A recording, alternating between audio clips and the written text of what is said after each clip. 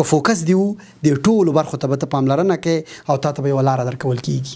څه داسې زده کړل، د ملګرو دې واورېدل، مشاهده دې وکړه، یو چا بد کړي یو چا ښه کړي، دا ټول ته باید تلاش وکړې، دا وارزه په خپل ذهن کې، بیرته به یې په خپل ژوند کې تطبیقوې. خپل فن به دې قوي کوې، هنر به دې ډېرېږي، یو څوک به تا درکوي، بالاخره ته به پروموټ کېږي. دا ډېره اساسي پوښتنه ده، ډېر هلکانو سره دا پوښتنه ده چې زه چې کوم کار کوم دې کې څنګه بریالی سم. د بریالیتوب لپاره څو لارې چارې روانپوهان او استادان دا پیشنهادوي. زما په نظر تر ټولو مهمه تمرکز ده. په کومه برخه کې چې ته کار کوې ته باید تمرکز ولرې، هغه کار ته باید وخت ورکړې، او درېیمه برخه دا ده چې ته باید هڅه پکې وکړې. لومړی تمرکز، وخت ورکول او هڅه، دا ټول هغه څه دي ستا ته به لاره درته عینوي، ستا پرمختګ درته عینوي. تمرکز په دې معنا ته چې کوم کار هم ترسره کوې، که دوکانداري کوې، که بازار کې سوداګر یې، که بله هره چاره ترسره کوې، که تجارت کوې، که ذهن کې د څه راځي یا چې هر فعالیت ته لرې په هغه به تمرکز کوې، هغه به ذهن کې تل در سره ساتي چې ستا هدف دا دی، موخه دې دا ده او دغه د کار ده.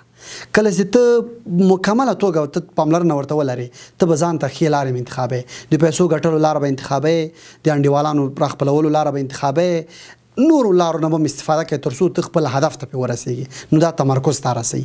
که ته تمرکز ونه لرې، که ته فوکس ونه لرې، له تا به د خپل کاروبار هم ګډوډي، ته به دفتر ته په صحیح وخت کې هم نه ځې، ته به دفتر ته نه وخته ځې، روټین به دې صحیح نه وي، مشکلات به دي، هفته کې به 2 ورځې ځې، 3 ورځې به نه ځې، یو جنجال به در سره وي. که فرضاً محصل یې، زده کوونکی، مکتب ته به نه ځې، پوهنتون ته به نه ځې، کورنی کار به نه ترسره کوې، نور اساینمنټونه به په وخت نه کوې، اضافي مطالعات به نه لري، فوکس به دې نه وي. خو که فوکس دې وو د ټولو برخو ته به ته پاملرنه کوې او تا ته به یوه لاره درکول کېږي.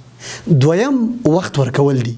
وخت په دې معنا ته چې هغه کار ته وخت ورکړې، نو دا معنا ارزښت ورکوې.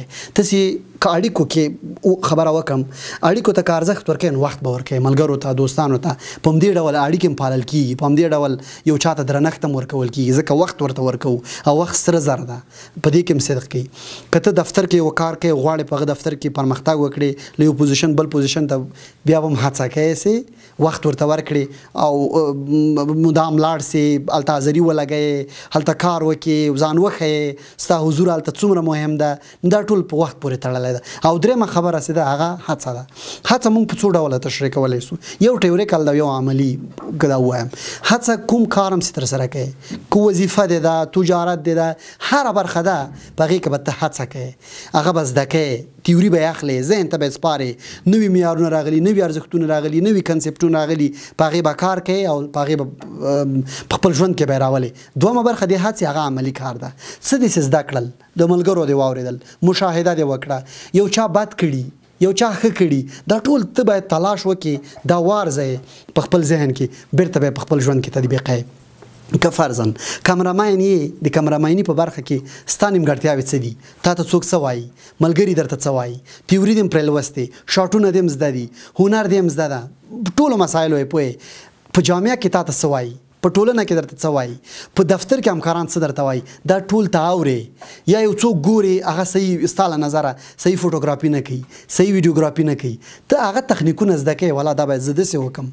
که دا په دغه ډول راسي، یا په اصطلاح بل اصطلاح مثال داسې م راوړلی سم، فلمونه ګورې، مستندونه ګورې، هلته فوټوګرافي ته کیچ کوې، ګورې، ښه دا ملګري دا ډول شاټ اخیستی، دې ډول اخیستی، ستا ذهن په څه کار کوي، ته باید څه ډول واخلې، دا به ذهن ته سپارې، نو بالاخره ته به په خپل مهارت به دې قوي کوې، خپل فن به دې قوي کوې، هنر به دې ډېرېږي، یو څوک به تا درکوي، بالاخره ته به پروموټ کېږي، ته به پرمختګ کوې، په همدې به دې معاش هم جګېږي، په همدې به دې بست هم تغیرېږي، او په دې به ډېرې پیسې هم لاسته راوړې، او په دې به موقف هم لاسته راوړې، او یو نادر شخصیت به هم خپلوې چې دا د ارزښت سبب ګرځي او تا ته یو پیاوړتیا درکوي. نو د بریالیتوب، د پرمختګ، د لوړو پوړیو ته د تګ لپاره او د بدلون لپاره او دغه راز په اداراتو کې، په کار کې د ګټې وټې لپاره څو شیان مهم دي؟ 3 شیان: تمرکز، وخت ورکول او دریم هڅه کول.